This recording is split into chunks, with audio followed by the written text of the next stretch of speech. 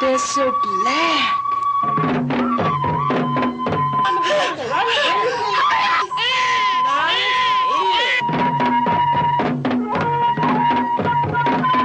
That's it. That's it. I want to go back. I want to go back home. Child, your comb was left at home. I want to go home to that far away home, my home where I belong. I work my fingers to the bone. This home is not the one where I belong.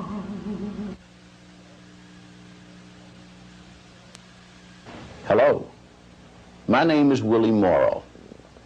I'm the author of the book 400 Years Without a Comb.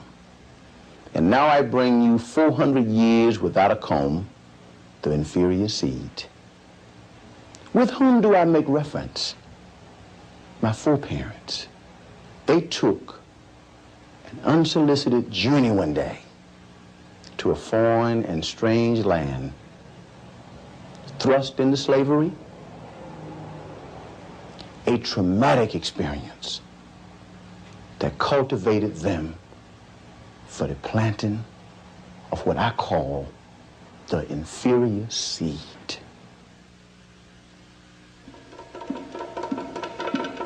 The comb, to the African, represented more than an implement for the grooming of his hair. Ornately carved and beautifully fashioned, it told a story, his story. The designs on the comb linked him to a particular tribe with a particular culture. It also gave personal information concerning the owner, such as his status in the tribe, the wealth he possessed, and his personal history.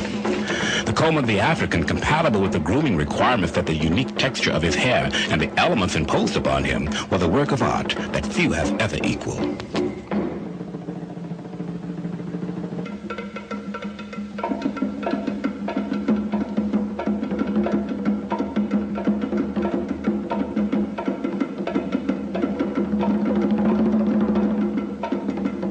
am ñu defal létt yu rafet yi may ñëw def nii dama koy su ma ko laxasee ba pare dama koy indi sa kanam dégg nga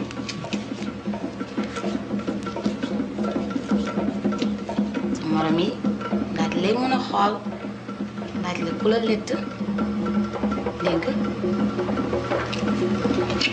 nga leen sama tante moom ma létt def nii. Contrary to popular belief, grooming and the art of hair care found unique expression within African society. African women wore hairstyles that defy expression in contemporary Western cultures. The art of braiding was commonplace and played a major role in the styles that adorned the heads of African men and women. An African man could frequently be found carving a comb with meticulous care for himself or to present as a gift to the woman of his heart. The comb that found expression through the artistic skill that he possessed represented an extension of himself and the culture that bore him. The world of the African changed drastically, beginning in the 14th century with the Portuguese and terminating in the 18th with the Americans, as millions were transported to distant shores for the purpose of slave labor. Needless to say, his comb did not accompany him to these far distant shores. Grooming would cease to be of utmost importance to him for some time, as he was led in chains to his final destination before leaving Africa, the infamous island of Gorée. On the island of Gorée, in what is now Dakar, Senegal, African men, women, and children were detained for months at a time for exportation to the Americas. The conditions of their detention, which defy the imagination, still speak out as a testament to the depths mankind can sink. La Maison des Esclaves, the house of the slaves, still smells of the urine and body stench left some 290 years ago. Africans were crowded so close together that sometimes the dead and dying could not fall. The crying of the captives so filled the night air that sleep was anything but possible. The smell of human excrement paralyzed the nostrils and caused breathing to become a difficult process. Many Africans, as they were being led to the waiting ships, managed to take their own lives on the merciful rocks below. Those unfortunate souls, strong enough to survive the terror of Gorée, left there for their final destination, slavery in America.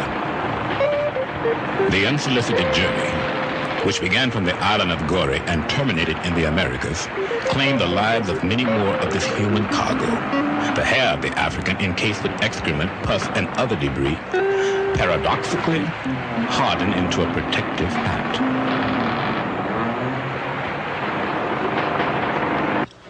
When the African reached the shores of this country, due to the combined effect of the trauma of his experience, he was in a state of physical and neurological collapse.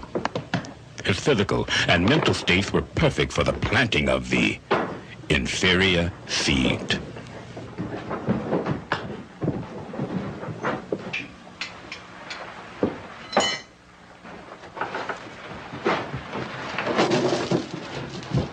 What could have possibly been going through his already overwrought mind as he viewed the strange-looking people before him?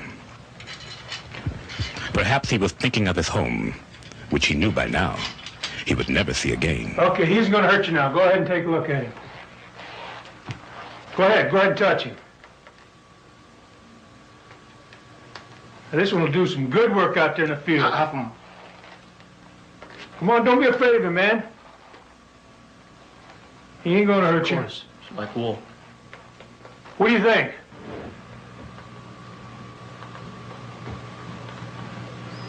Ain't like no man I ever seen before, but we'll take him. Come on up and take a look at him. He ain't gonna hurt you. Come on. Come on up and take a look at him. He's strong. He's not gonna hurt you. He's in his shackles now. Come on, take a look at him. He ain't gonna hurt you. He's in his shackles. He ain't gonna hurt you at all.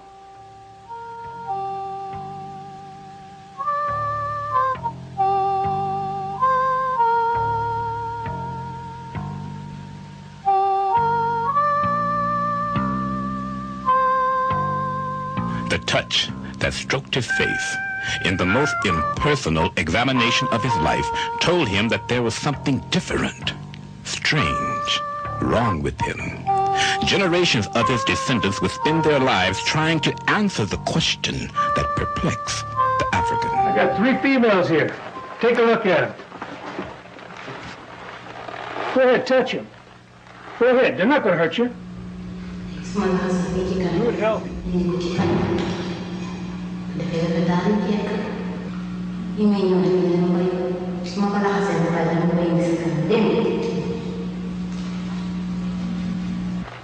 They're so black. They're so black. They're so black. They're so black. And their hair.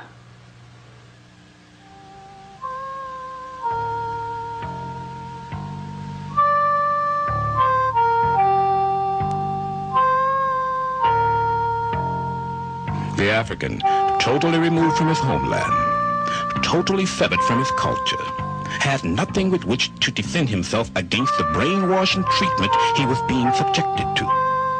He thought constantly of his home, and for a while this helped him endure the unendurable. His mind reflected on the warning of the old wise men who told the people, "The pale man will come soon. He will take away our warriors and run into a strange land." They're so black. They're so black. They're so black. They're so black.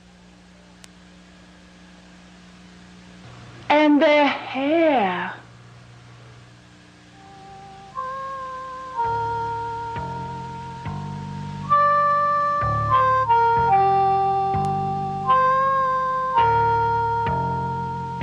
African, totally removed from his homeland, totally severed from his culture, had nothing with which to defend himself against the brainwashing treatment he was being subjected to. He thought constantly of his home, and for a while this helped him endure the unendurable. His mind reflected on the warning of the old wise men who told the people, "A pale man will come soon. He will take away our warriors and women to a strange land. It will be a painful time for our people." The wise men, to whom few paid serious attention due to their inability to comprehend paleness, were correct in their prediction. The slave, due to the subhuman treatment that he received, was a prime candidate for illness. Illness was not considered to be an excuse for rest and relaxation, unless it was debilitating. Many illnesses which were only painful, he suffered with a quiet courage that has been seldom publicized. Tetter was a scalp disease that afflicted him due to the unsanitary conditions of his environment. Ringworm, parasitic infestation, and body lice also caused him untold misery. The African, once a proud warrior and dignified human being, had become the tender of livestock. The upkeep of the animal that he cared for was of greater concern to the master than was his own.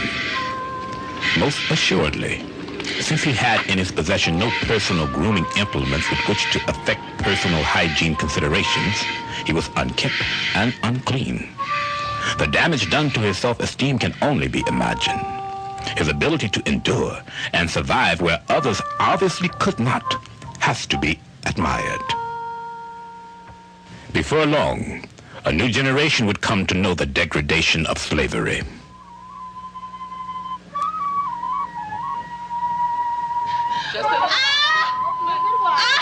This generation, the descendant of the African, did not possess the protective influence that one's own culture can provide. They would be born in slavery. Unlike the African who became a slave, they would know nothing but slavery. They would be slaves in mind, body, and spirit. The Tree of Life depicts a generation of blacks being supported by prior generations from which we draw our strength and endurance. No matter what we are called to suffer or overcome, we shall survive as a people.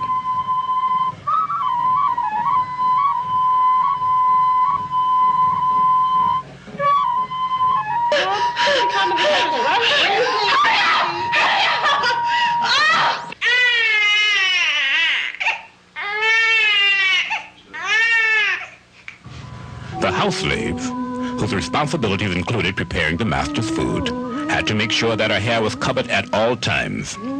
In addition, due to her inability to comb it, for lack of a comb, she was understandably quite sensitive about its appearance.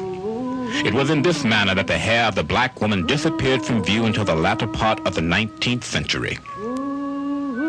Because of the semi-decent treatment that was afforded her, relative to that given the field slave, the house slave in time adopted an air of superiority when in the presence of field slaves. It bothered her that the master could not stand to look at her uncombed hair.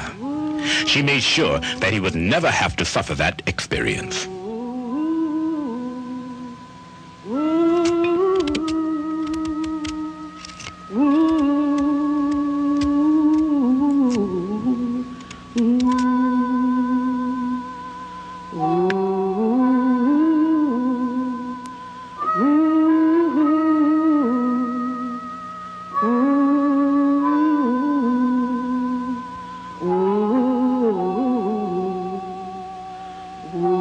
Due to the presence of a black nanny in the home of the well-to-do white American, it was not long before she became a popular item in the form of salt and pepper shakers. The popularity of these caricatures of blacks gained and diversified to include Old Black Joe. This caricature of the house slave in later years came to be known as Aunt Jemima. This famous caricature would later be copyrighted and would appear on the breakfast table of virtually every home in America.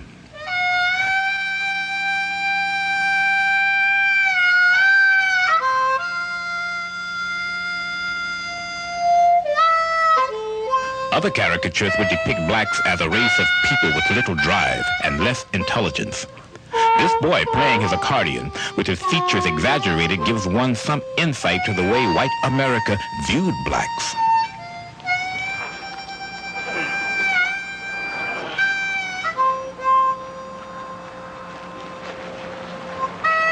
Come on, Sal, we got the air for dark. Yeah. We got to go home and feed these children. Yeah, be getting dark soon.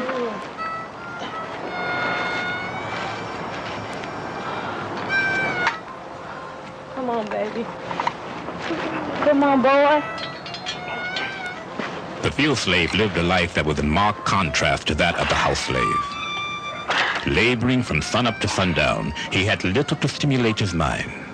His thought, action, and speech revolved around fulfilling the wishes of the master. Life for the field slave was one of perpetual drudgery and pain, and the only avenue of escape, death.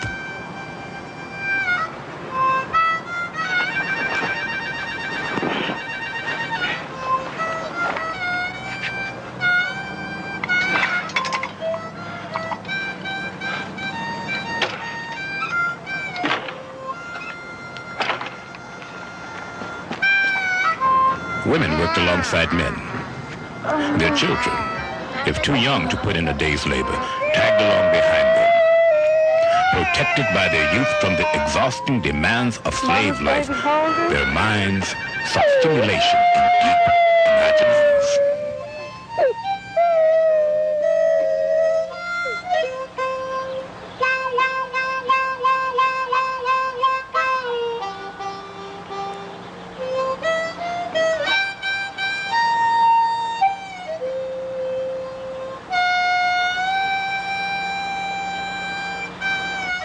Black mothers, in noticing the bleaching effect that washing with strong lye soap had on their hands, began to apply lye soap to their children's faces in order to lighten their complexion. This was done in an attempt to lessen the pain that they had come to associate with blackness. What you doing to him? Why don't you do something for that nappy hair? This child got the nappiest hair I ever seen. Mama, you don't have to say things like that about my baby. Well, if you'd listened to me in the first place, his hair wouldn't be that nappy.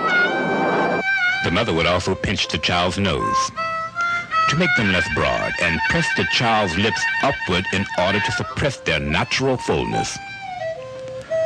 Thus, the African-American mother, engaged in the suppression of the child's natural features, was expressing a form of self-hatred and planting its seed in the mind of her child.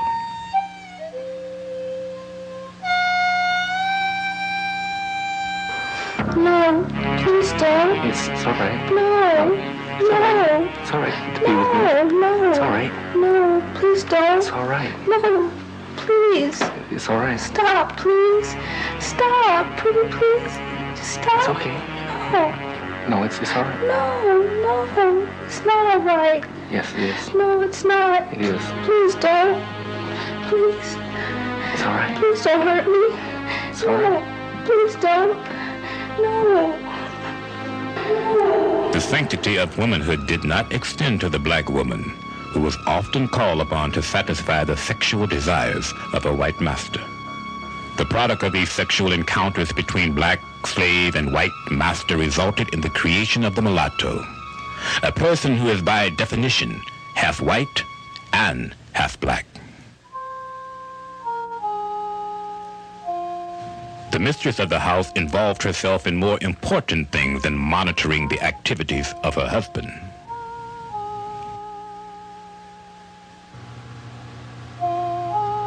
My skin is improving, don't you think? Yes, Mrs. Deprived of their traditional comb, the black mother found grooming to be a difficult task for her and for her child.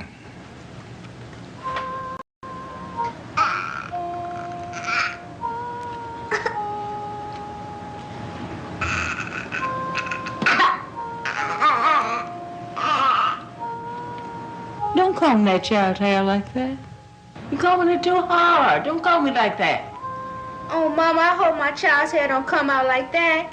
The black child came to associate grooming with pain due to the inability of the European-style comb to pass freely through his hair. The black mother, in time, came to dread the process and did not look forward to it. It was a painful experience for her and for her child.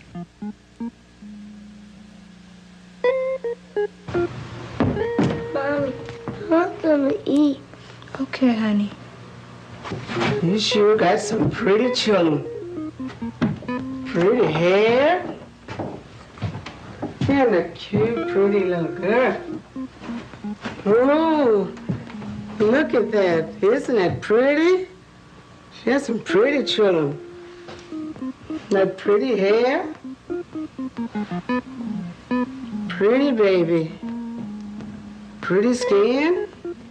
Pretty skin, pretty hair. The mulatto, whose complexion and hair texture approximated that of the masters, assumed a position of superiority in the minds of most blacks. The black woman who had the good fortune to reach old age was esteemed for her wisdom and knowledge, which she shared unselfishly with the fruit of her loins. She came to be the undisputed ruler of the home due to the unpredictable manner in which slavery dealt with the black male. Without her influence and guidance, the road would have been considerably harder.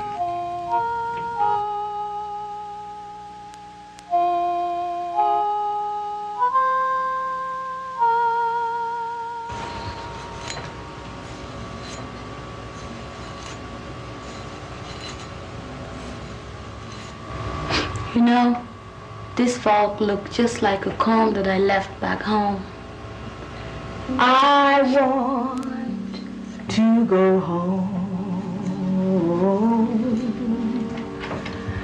to my faraway home, my home where I belong. I worked my fingers to the bone. This home is not the one where I belong. I want to go back home. I want to go home to that far away home, my home where I belong. I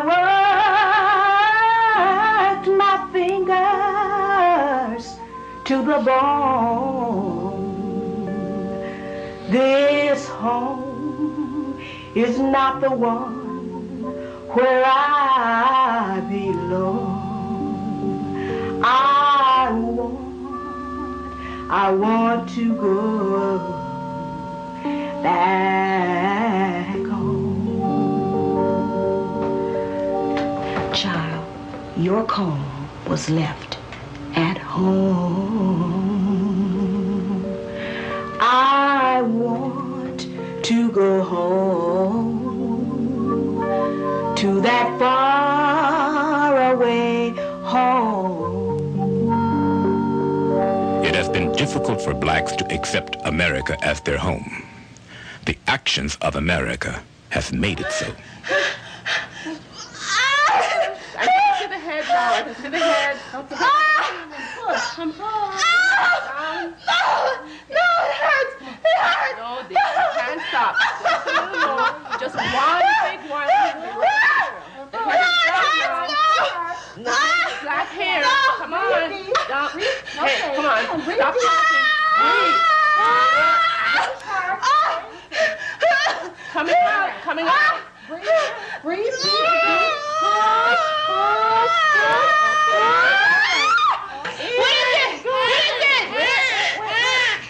Oh, it's beautiful, baby. Beautiful, baby. Let's see. Good finger. This baby will be beautiful. Let's see. Ears. Nice ears. Yes. Good ears. Thin lips. Nice nose. Yes, good baby. Pretty baby. Upon the giving of birth, the first concern of the mother generally revolves around the complexion and hair texture of the child. Features approximating the master's were most desired by the mother and considered to be a premium. You have some pretty hair. You have such pretty hair. It's okay. It's okay. Look at your hair. Nice, straight, pretty hair. And a nice little nose. Yes, it's gonna be okay. It's okay. No need to cry. You're such sweet little baby. You have such nice hair. I sure hope you keep it. I sure hope you keep this pretty hair. As the child grew older, the concern of the mother was whether or not the hair would remain straight or become kinky. Beautiful, beautiful little baby. You're gonna be the cutest, precious little baby in the world. Mommy's gonna shape that nose so that you're gonna have such a pretty little nose and just the sweetest little lips. Don't worry, baby. Mommy's gonna take care of that. As the child continued to develop, the mother clearly applied pressure to the nose and lips to influence their shape. To control head lice and other parasites, the slaves commonly applied sulfur to the scalp. Many blacks still apply it to the scalp today, convinced of its conditioning powers. Thus, a product which served the slave beneficially in keeping him free of parasitic infestation is today a source of black exploitation.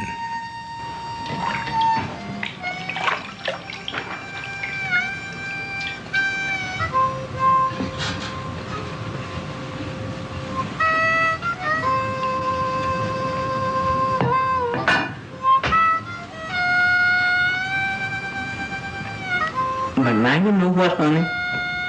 You don't have to pull that water out. You can take it and wash your hair. See, it's got enough oil in it. And you know when you work out in the field, you know how your hair dry out. Dishwater, because of the grease it contained, was commonly used to clean and moisturize the hair.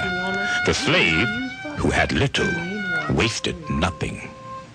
When you wrap your hair, it keeps it from getting all tangled and balled up.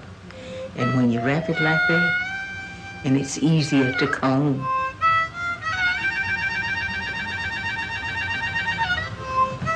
See how soft and easy it is? Isn't it soft, honey?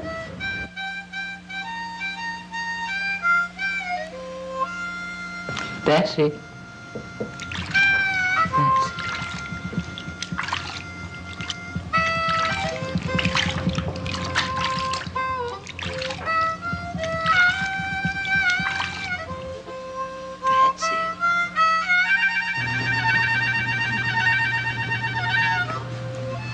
That's it, honey.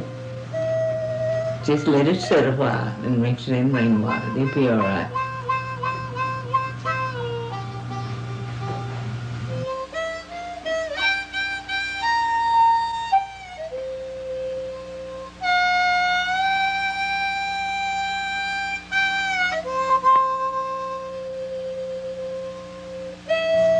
This is how you wash and clean your hair, dry clean your hair. When you can't wash it, you take and grease your scalp. Then you take the cornmeal and part it off, each part. And you put some in each part. And rub it in after you get it all through your hair. Then you just take your hand and massage it in your scalp and all through your hair. Then you take and get you some cotton. Go out to the barn or bale or where if you live on the farm, and go out there at the barn and get some cotton and lace it between your comb. And then you take it and kind of rub your scalp with the teeth of the comb. Then comb it. And all the cornmeal will come out in the comb. And all the lint, dirt, dry skin will come out in your comb. You see cornmeal coming out. Black women who believe that the wetting of their hair during their menses was taboo often use a dry cleaning process to clean their hair.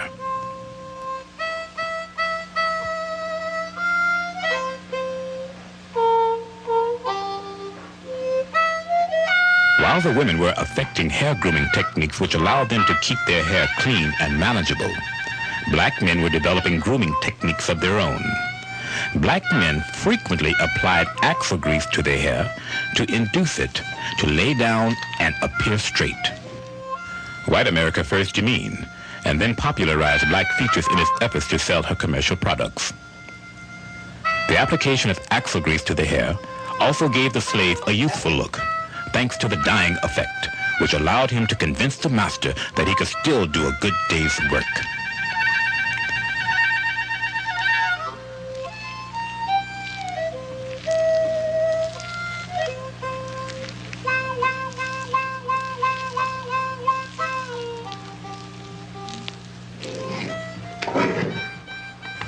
To effect straightening of the hair, the slave employed a lye, lard, and potato mixture which he then applied to the hair. Lye, being extremely caustic, often left him with scalpel burns, which he was willing to endure in order to possess hair like his master. And the seed begins to leave its scars.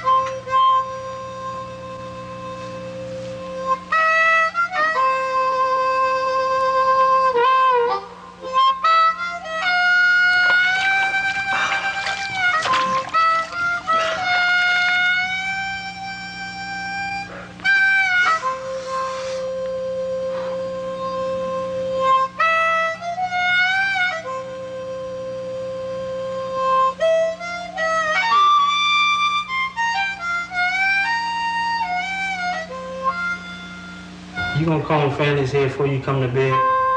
Sally, did you comb Fanny's hair today? No, Mama, she wouldn't let me. Fanny, come here so I can come in here, girl.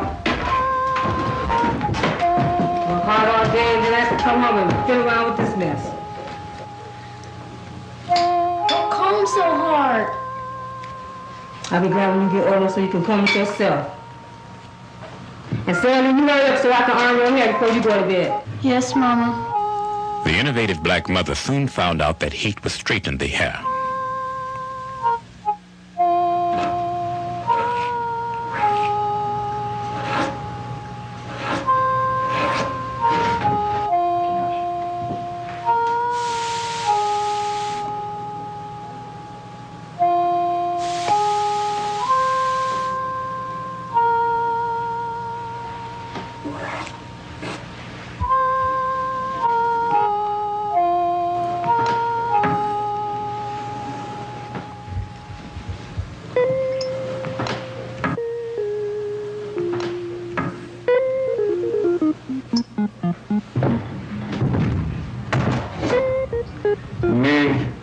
I'm gonna talk to the blacksmith tomorrow to see if I can get something made to do these gals' hair with. Cause I'm tired of these girls screaming about their hair. I wish you would, Charlie. I sure wish you would. I'm gonna see about it. Lord, I wish you would.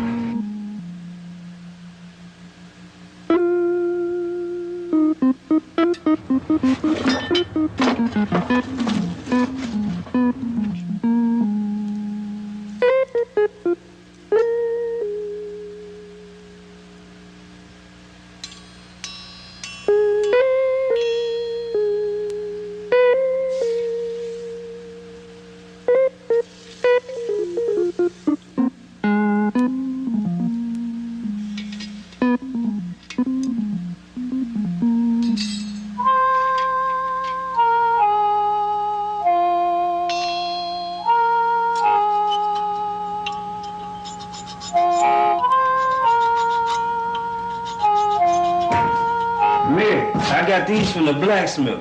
One of these ought to work in the little gal's hair.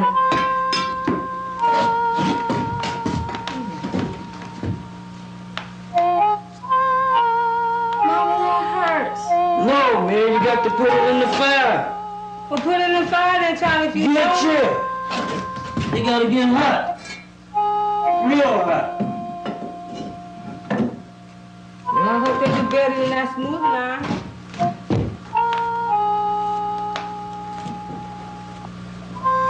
Now, man, it's hot now.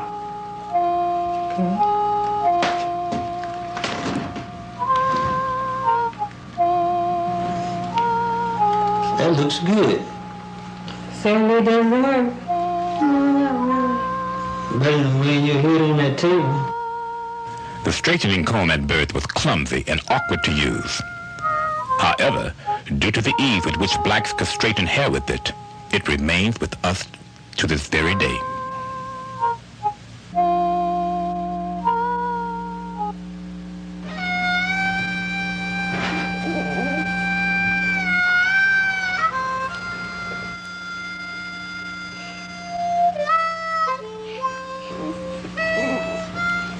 See, Missy didn't cry when I combed her hair.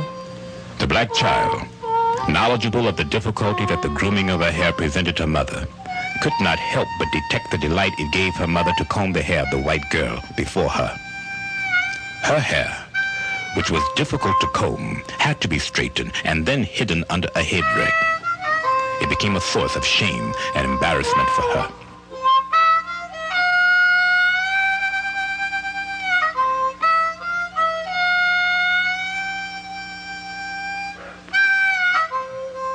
Thus the black child came to the inevitable conclusion that there was something wrong with her. A virtue that this white girl possessed eluded her, a virtue that her own mother desired. She would do everything within her own power to attain it.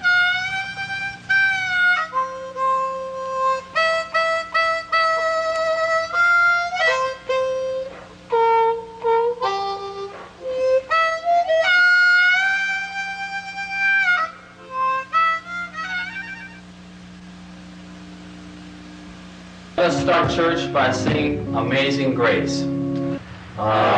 Amazing grace, how sweet the sound that saved a wretch like me. I once was lost, but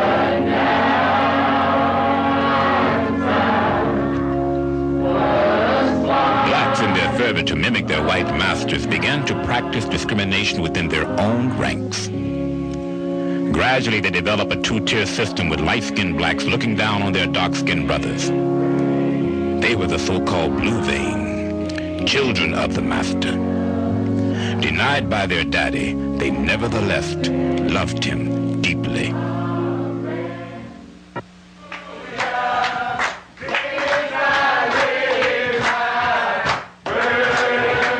All were welcome to the services held at the black congregation.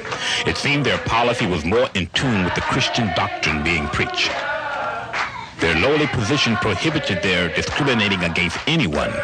They were the darkies, with their so-called bad hair, thick lips, dominant features, which resembled the African, loved only by their Jesus. Black authority figures were usually less lenient with the black child regarding his shortcomings than they were with the lighter-skinned black. Today is Monday. M-O-N-D-A-Y. Edward Lee, for heaven's sake, haven't I told you about coming to this classroom with all of that lead in your head? I'm going to tell your mama to cut this hair off. For heaven's sake, boy, can't you comb this hair and get all this lid out your head before you come to school? Why do you always come to school with all this lid in your head? Haven't I told you about coming to class without combing your hair? I'm going to tell your mama, and when I do, I'm going to tell her to cut all all that stuff off of your head. Your hair is so nappy, and you just won't do anything about it. Go over there and sit down, boy.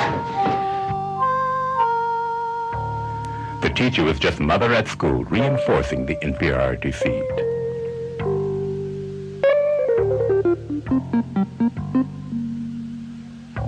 Edward Lee, I don't have nobody coming to my class something. Turn around, boy. Turn around so you listen to me, so you can learn something with that bad hair. This morning, children, we're going to work some arithmetic. Mary, would you like to come up and work this problem for me, please?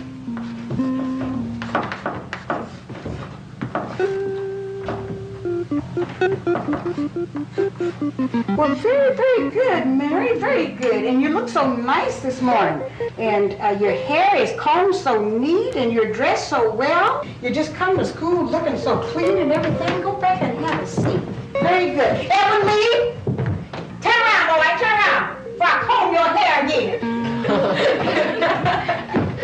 All right, young man, how about you? Why don't you come up and see if you can maybe work an arithmetic problem for me. Let's try one in division. Let's see if you can work that for me.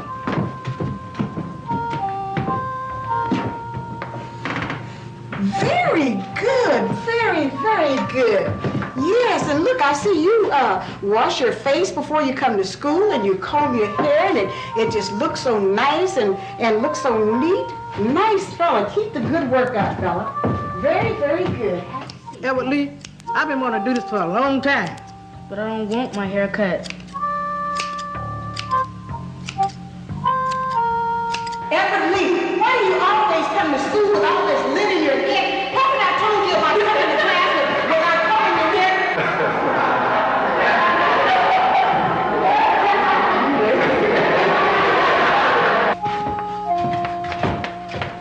Good morning, teacher. I cut Edward Lee's hair for you.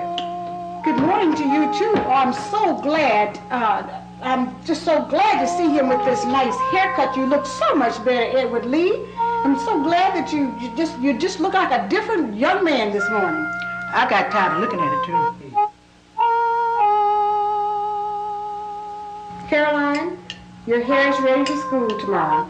Now, I want you to go over there and get that lard and grease your legs before you go to bed. Get this comb off of my table. Yes, Mom. Mom, you know that boy I was telling you about the other day, that Edward Lee? You know I got his mama to cut his hair off, and do you know he looks so much better? So much better. Girl, me and your daddy didn't work all these years to send you to school, for you to go to school to change them kids. If they black, they black. If they got big nose, they got big nose. If they got a big mouth, they got big mouth. If they got curly hair, they got curly hair. So what you trying to change them for? We want you to put something in their head. Well, Mama, you just be quiet. Well, Mama, I'm trying to get something in their head, but you got to remember, my daddy is not black. I didn't marry him for his color. I married him because I love him. The teachers, those to whom we look for salvation, could not save themselves from the inferiority syndrome. Products such as gold dust illustrate how blacks were used to publicize commercial products. Blacks were generally depicted in a distorted form which gave the impression that they were incapable of serious action or thought. This racist depiction completely denied blacks the luxury of receiving any positive feedback from their environment. Fun to wash left no doubt in the mind of white women that black domestics absolutely found it fun to do their dirty laundry. Nigger hair coupons were considered valuable and were exchanged quite openly in America. They were connected with nigger hair tobacco, so named because its long black tobacco fibers reminded whites of black hair. International harness soap. Since it was blacks who maintained the leather goods of America, advertising usually depicted their faces. Crown Beauty tobacco. A recognizable face first appeared on a tobacco can. Thus, a myriad of products used the black face in a blatantly degrading manner to advertise their products to the world. Blacks appeared as Old Black Joe, Uncle Remus, Aunt Jemima, and countless others. The psychological effect that it had on blacks of the time can only be imagined, since no scientific studies were ever done. However, they do constitute a visible record of the sickness that allowed one man to so totally disregard the sanctity of another. Black faces with their features grossly distorted appeared on every conceivable product that America had to offer, with total disregard for the psychological long-range effects this pernicious form of advertising would inevitably have. Blacks appeared on the food products of America, and such figures as Uncle Ben and Aunt Jemima, even though they have undergone a cosmetic transformation, still remain to remind us of a period when a black face on a can had freedom of movement which the black person was uniformly denied. This open contempt that white America felt for blacks makes it difficult to understand why so many blacks desire to imitate someone they could never be, thus telling the world of the genuine dislike they felt for themselves. Nevertheless, when white entrepreneurs began to realize the strong desire that blacks had for white features, they moved to help blacks fulfill that desire.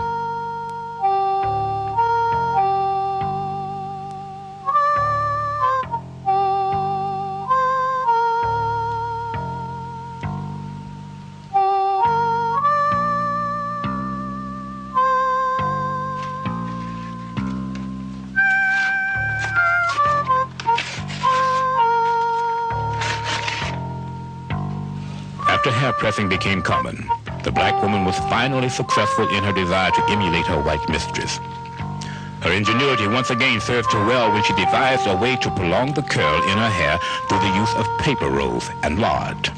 By tying her hair up before retiring, the paper rolls served the purpose which modern rollers serve today. Thus, the black woman had taken brown paper and transformed it into a useful product, all in an effort to disassociate herself from her natural beauty, an undertaking in which no other race have collectively participated.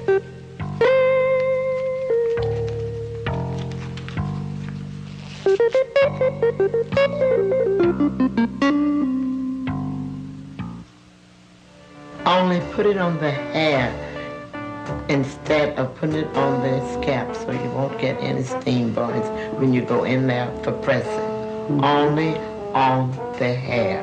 Now we are ready to press.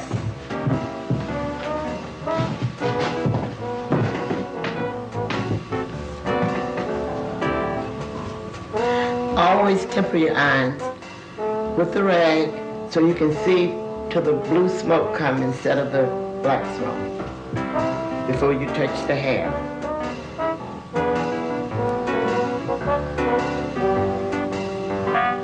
Go as close to the wrist, but don't go to the wrist. To the scalp, close to the scalp. Now, how often are we supposed to do this? You should do at least every 2 weeks. You should try to shampoo and press your hair. Once we use lard to soften the hair, does this take the place of lard? It will excel lard 100%. This will give a beautiful sheen into your hair and even soften it. And it also takes care of the scalp.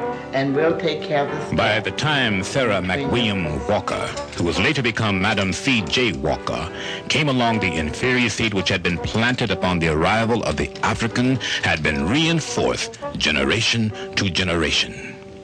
It set the stage for the commercialization of an outward display of that which had transpired inwardly. Madam Walker's success was a testament to the fact that blacks did not like the way they look. Madam Walker practiced publicly and prospered, doing that which a generation of blacks had been doing privately. Let me get this down here. Let me get that down there. How's it feel? Oh, man. How's it feel? It's all right. Is it all right? Is it burning? Oh, just a little bit, but I can take it. Can you take it? Just a few. You a man, ain't you? Yeah. Well, I know you was. Oh, my lady gonna love me now. That's almost like mine. Woo! Yeah, I want it like yours. Okay, now, hold still. Okay, but you're bringing tears, but it's worth it. Oh, man, this stuff is getting there. Ooh, man, I can feel it working. Ooh, I like that. What's working? It's working, brother. Yeah, let it work. Ooh, I'm making it straight. I'm making it straight. You're going to love this. Ooh, the women, they're going to go nuts. Oh, you sugar, baby. Man, I want waves for the babes, curls for the girls. Oh, I know that, Junior. Oh, do it right there. Oh, I'm gonna do it. I'm gonna do It's it. starting to burn a little bit, but I can take it. Can you take it? Just a little bit more, because it's almost there, but ooh, it's getting straight. Okay. Ooh, this stuff is getting straight. Yes, Hang don't on stop now. Hang on now. All Hang right. on now. Let me I know you know what you're doing. Oh, you know I do. Oh. You know I'm best in the business. Oh, just burning just a little bit. Oh, all right, we almost there. We almost there. Man, Hold on. I don't know if I can take it anymore now. Hold on, man. just a. You better call the fire department. This scene demonstrates what blacks are willing to endure to look like the master. They are willing to risk permanent scars and permanent baldness to disassociate themselves from their natural heritage. Innovative individuals like Madam C.J. Walker, who were responsible for influencing the black hair care movement, included George Johnson, who introduced the permanent relaxer among blacks. Now the black woman, like the white woman before her, had a way to chemically straighten her hair. It's a relaxer that you apply to it and it will straighten her hair. Will it straighten it out forever? Not forever, only until there's new growth and then you reapply the product again. I'd like to use your product on my hair. Great, I have some in the car. Sure, go get it. I'll be right back.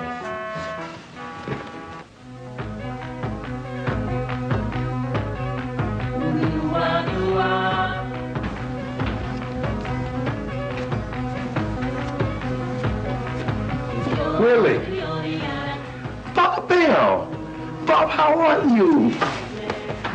Finding yourself. Glad to see you, man. Neighbors miss you. Just back a couple of days. When did you get back from Africa? Just back a couple of days ago, me and the family. Good.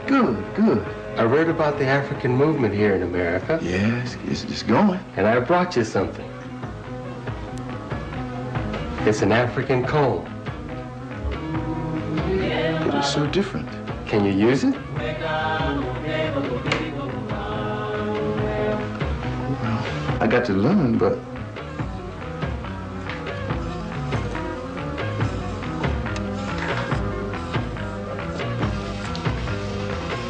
it works.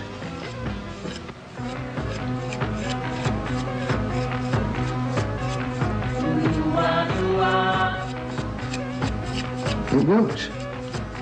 Yes, I can use it. I can make this. I can make that.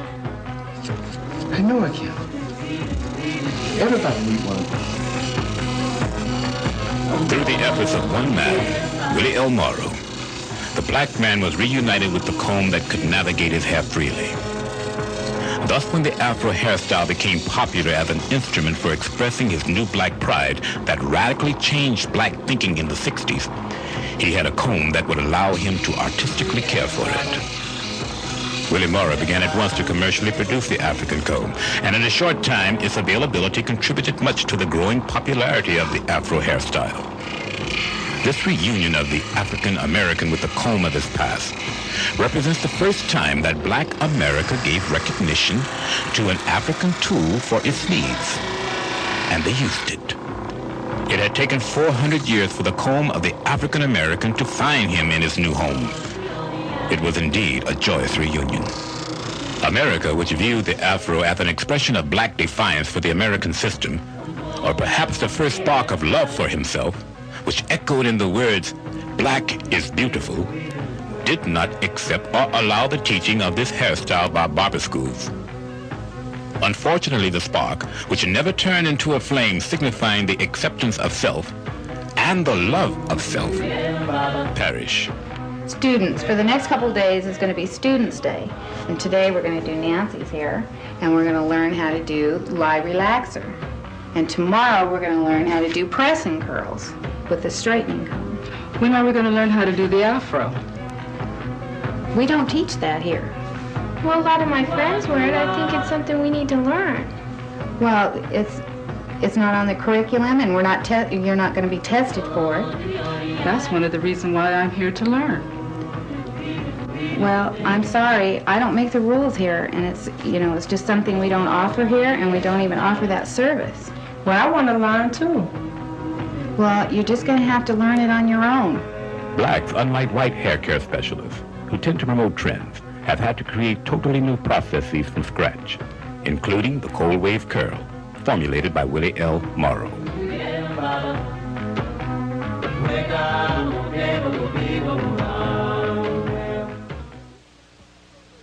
If you had done what I told you in the first place, this hair wouldn't be like that.